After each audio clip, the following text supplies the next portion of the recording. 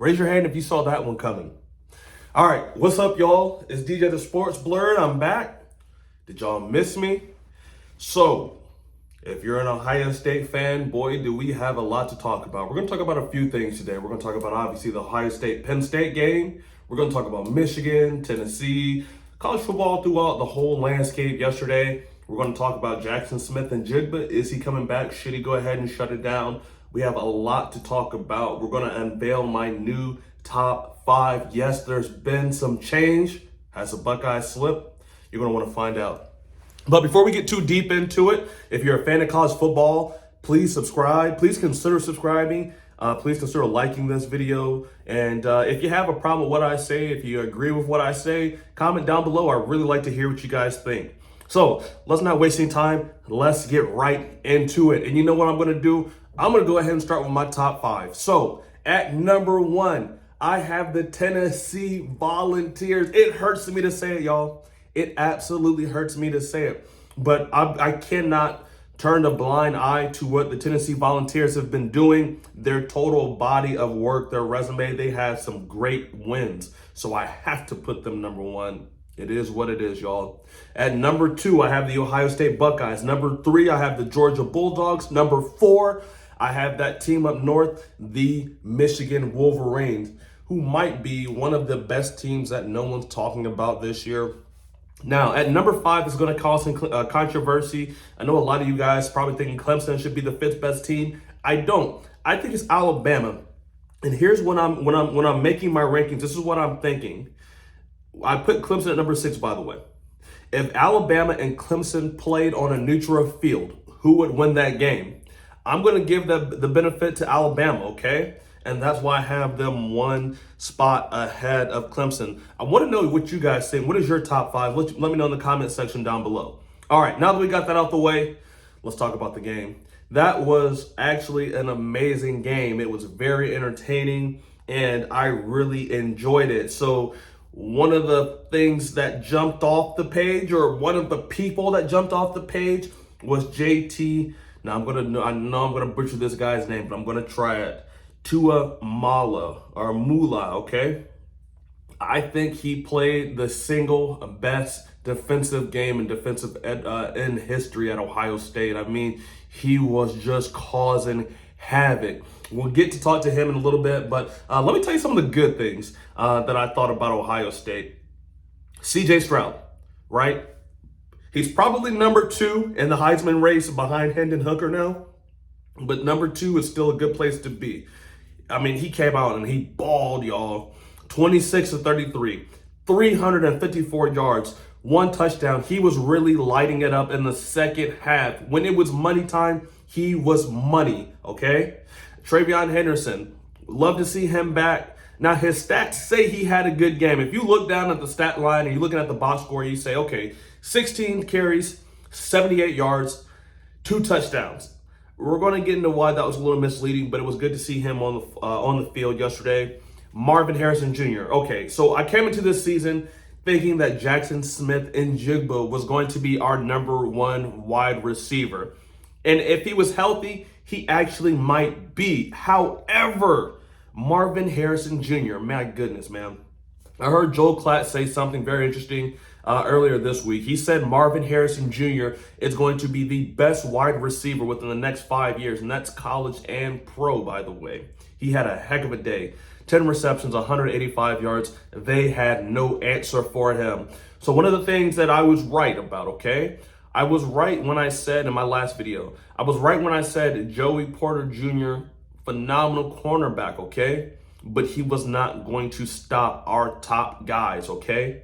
That was one of the things I was right about. I was wrong about a couple of things. I was wrong about the final prediction. My prediction going into this game was Ohio State 48, Penn State 21.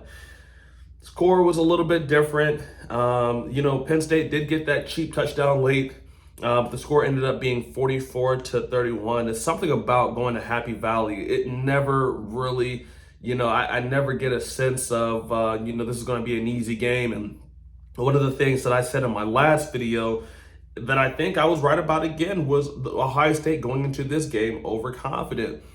I think Ohio State starts out slow because they're overconfident, because they know that they'll make plays when they need to. But you cannot go into games versus the elite competition. You can't go to Alabama thinking, you can't play Alabama thinking that. You can't play Georgia thinking this. You can't play Tennessee, and you doggone sure cannot come out versus the Wolverines with this laissez-faire, we'll be okay in the end kind of mindset because you're going to lose. But I digress. All right, let's talk about Cade Stover. Had an amazing game. Now, this guy is slowly but surely turning himself into an NFL tight end.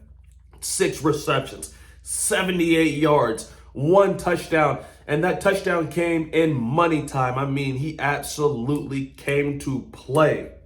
Those are the good things I want to talk about. And you guys know me. If you've been watching my videos, if you've been watching my channel for a while, you guys know that I try to be unbiased. When I think there's something wrong, the Buckeyes are doing wrong, I'm going to call them out. So let's go back to TreVeyon Henderson for a second. 16 carries, 78 yards, 2 touchdowns. Now, one of those carries went for 48 yards. That means he had 15 carries for 37 yards outside of that one long touchdown drive. I'm not really sure what's going on with TreVeyon Henderson this year. Number one, he's been getting outplayed by Mayan Williams. I really do think that it might be some type of health concern, because if you go back and look at the season he had a year ago as a freshman, he almost does not look recognizable. So I'm going to give him the benefit of the doubt and say that, he is just not healthy. And speaking of the run game with TreVeyon Henderson, this is the second week in a row where the run game has been absolutely terrible. I mean, the run game versus Penn State, 26 carries, 98 yards, 3 touchdowns.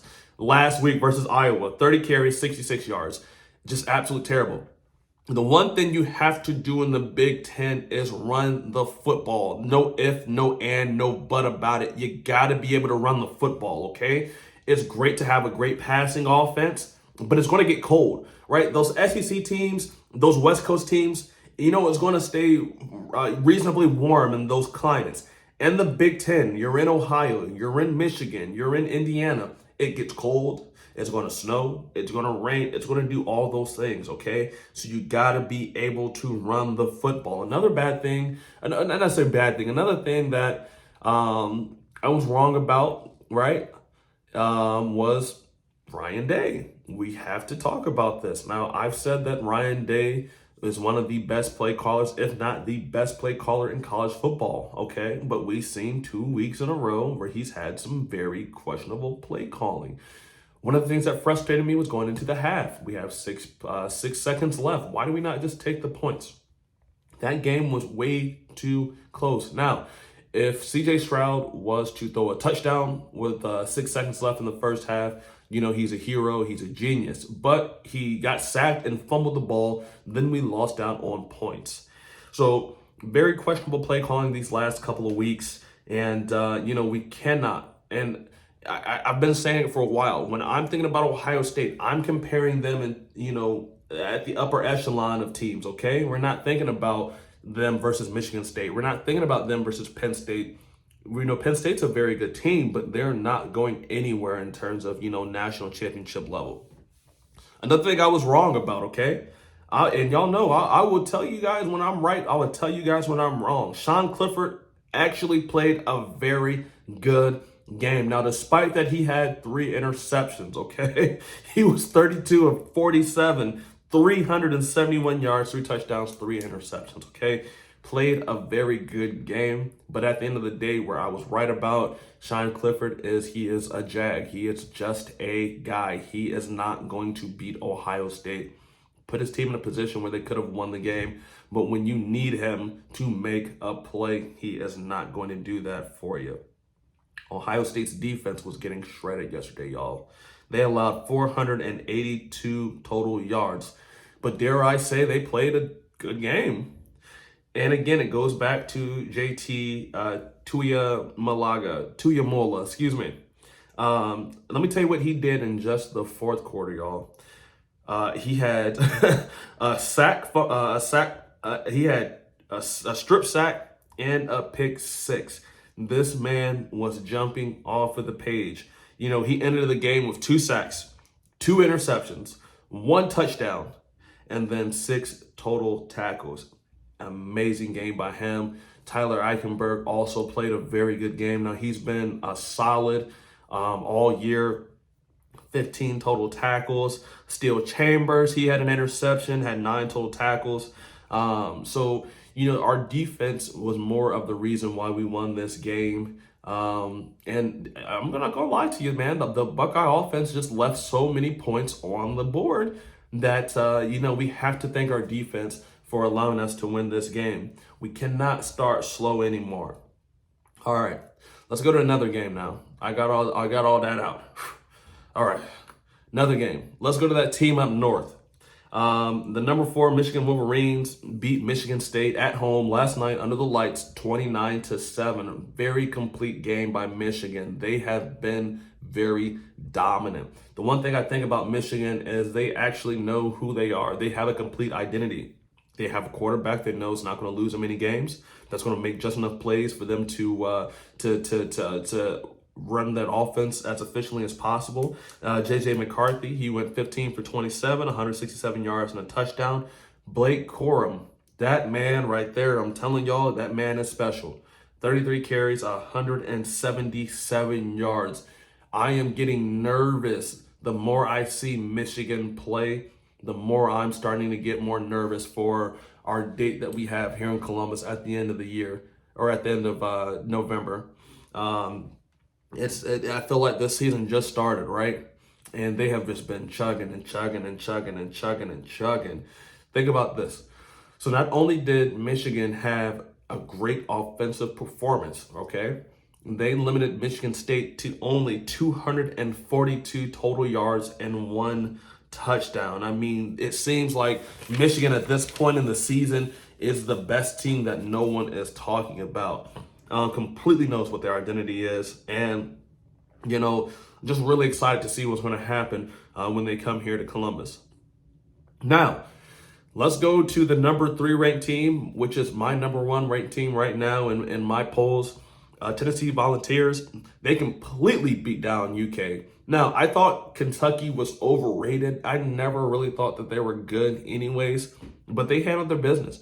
And as much as I don't like the SEC, I have to give them credit. I mean, it is a tough conference, okay? Tennessee beat the 19-ranked Kentucky Wildcats 44-6. They got to go play Georgia next week. It's going to be really interesting to see those two teams playing just complete dominance, okay? So in these last couple of weeks, Tennessee has beaten Alabama. They've beaten Kentucky. They got to go play Georgia. I mean, that type of schedule allows me to say, you know, they're building a resume that's better than Ohio State. So I have to make sure that I respect them, and that's why they're my number 1 team in the nation. And honestly, after this game, I wouldn't be surprised if they were ranked number 1 overall in the college football rankings that come out this Tuesday. So wouldn't be surprised at all if they overtake Ohio State and they overtake Georgia and became the number 1 team in the nation. Hendon Hooker. I did a little research on him. Do y'all know how old Hendon Hooker is? He looked old to me. So I went back and I double checked. The man is 24 years old. He's been in college football for 6 years now, okay? But he still had an amazing game. 19-25, 245 yards, 3 touchdowns. Really easy, really light. Didn't outwork himself. Made sure he's going into the Georgia game very healthy. And his number 1 target, Jalen Hyatt, just continued to just put up some just mind-boggling stats. 5 receptions, 138 yards, 2 touchdowns.